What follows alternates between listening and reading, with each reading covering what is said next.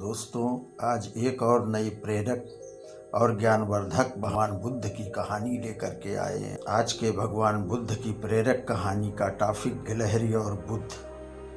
कहानी छोटी है मगर बहुत कुछ सिखा सकती है, इसलिए आशा करते हैं आप इसे पूरा जरूर सुनेंगे।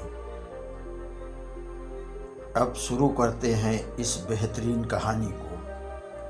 भगवान बुद्ध आत्मज्ञान की खोज में तपस्या कर रहे थे।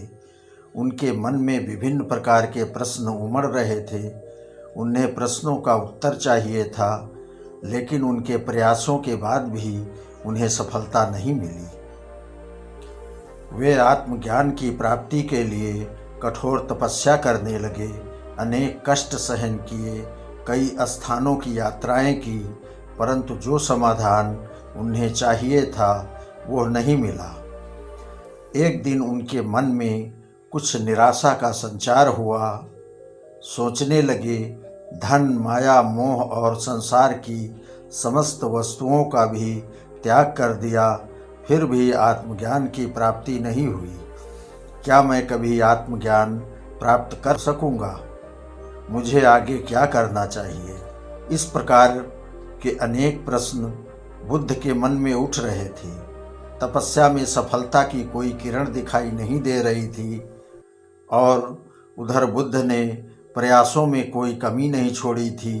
वे उदास मन से इन्हीं प्रश्नों पर मंथन कर रहे थे। इसी दौरान उन्हें प्यास लगी। वे अपने आसन से उठे और जल पीने के लिए सरोवर के पास गए। वहाँ उन्होंने एक अद्भुत दृश्य देखा। एक गिलहरी मुंह में कोई फल लिए सरोवर के पास आई।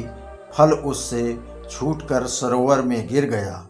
गिलहरी ने देखा फल पानी की गहराई में जा रहा है। गिलहरी ने पानी में छलांग लगा दी। उसने अपना शरीर पानी में भिगोया और बाहर आ गई। बाहर आकर उसने अपने शरीर पर लगा पानी झाड़ दिया और पुनः सरोवर में कूद गई। उसने यह क्रम जारी रखा।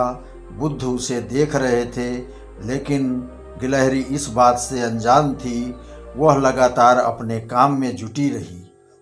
बुद्ध सोचने लगे, ये कैसी गिलहरी है? सरोवर का जल यह कभी नहीं सुखा सकेगी, लेकिन इसने हिम्मत नहीं हारी। यह पूरी शक्ति लगाकर सरोवर का पानी खाली करने में जुटी हुई है। अचानक बुद्ध के मन में यह विचार उदय हुआ, यह तो गिलहरी है, फिर भी अपने लक्ष्य को प्राप्त करने में जुटी है।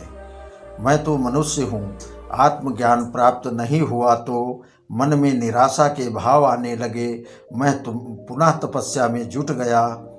इस प्रकार महात्मा बुद्ध ने गिलहरी से भी शिक्षा प्राप्त की और तपस्या में जुट गए। एक दिन उन्हें आत्मज्ञान प्राप्त हो गया और वो भगवान बुद्ध हो गए।